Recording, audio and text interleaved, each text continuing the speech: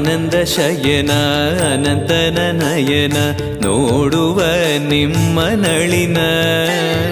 ವೀಣೆಯ ನುಡಿಸಿ ನಾದವ ಬೆರೆಸಿ ನಂದನ ಕರೆವ ಬದನ ಆನಂದ ಶಯನ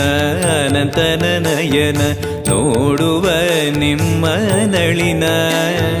ವೀಣೆಯ ನುಡಿಸಿ ನಾದವ ಬೆರೆಸಿ ನಂದನ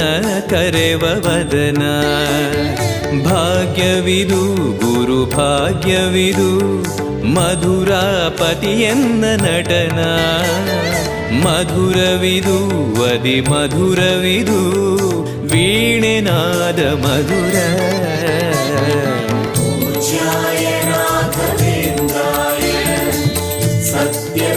सत्यधर्मरताय च